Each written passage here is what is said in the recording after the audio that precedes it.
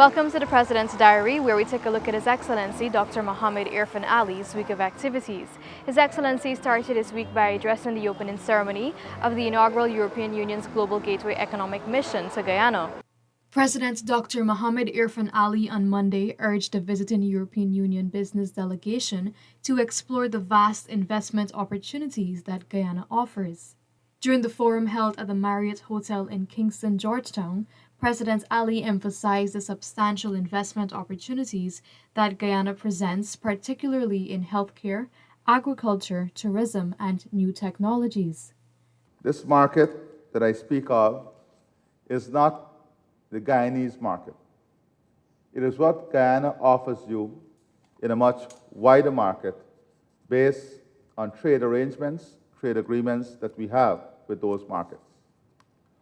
But what we are seeking to do is to create the competitive advantages within Guyana so that you can relocate your services here or expand your services here to better compete and gain access to those markets.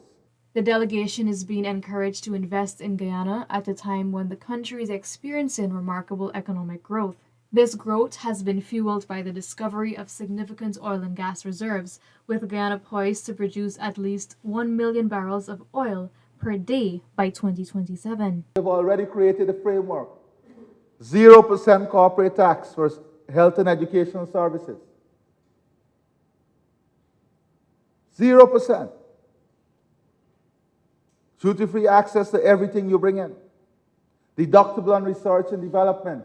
President Ali highlighted that trade between Guyana and the EU has skyrocketed over the past 3 years. In fact, between January 2017 to September 2023, Guyana's total trade with the EU amounted to US $11 billion. The event marked the beginning of a 3-day EU Global Gateway Economic Mission to Guyana. The inaugural mission brought together representatives from 23 companies across various industries. President Irfaan Ali met with an executive team from the University of Miami and other stakeholders involved in the development of Silica City. The delegation from the university was led by its president, Dr. Julio Frank. The university is working along with the government of Guyana to develop a master plan for Silica City.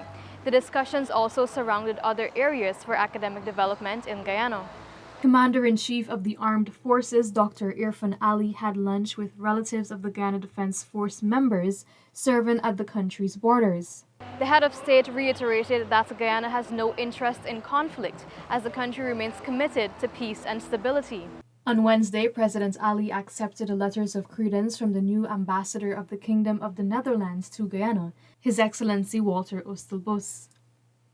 During the meeting, discussions focused on the processing of Schengen visas in Guyana. The president told the ambassador that one of the biggest hindrances of doing business between Guyana and the EU is the visa processing procedure that requires Guyanese to travel to Suriname.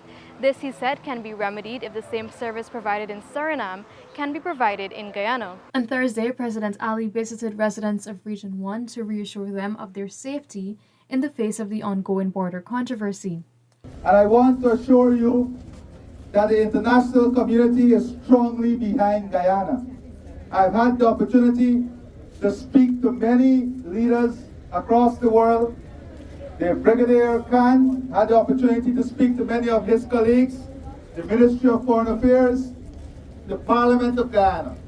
All of us together, we have the full assurances of the international community that they will not allow anyone to take the eyes and pass us. They will not allow Venezuela to act in a reckless way. We are a peaceful people. Our pursuit is peace. We want to and we continue to encourage Venezuela to follow international law, to work in the confines of the International Court of Justice, and to ensure that they comply with international law. On Friday morning, the president witnessed the hoisting of the Golden Arrowhead more than 2,200 feet above sea level on Guyana's border. On Friday evening, President Irfaan Ali gave the feature address at the annual awards and induction ceremonial dinner of the Guyana Oil and Gas Energy Chamber. We want to be the center of regional energy integration. That is the integration of northern Brazil, Suriname, and CARICOM. We want to be the centerpiece of that integration, the regional energy integration. And gas and all the associated products that comes with gas allows us that opportunity to position ourselves nicely within the regional energy integration framework. Outside of the regional energy integration, we want Guyana to be the center of the logistic chain that is driven primarily by the energy integration. That means we now have to invest in our marine economy, in ensuring we have the right marine assets to support the building out of this industry. Creating opportunities for dry docking, for marine engineers. That is how this story of development is evolving.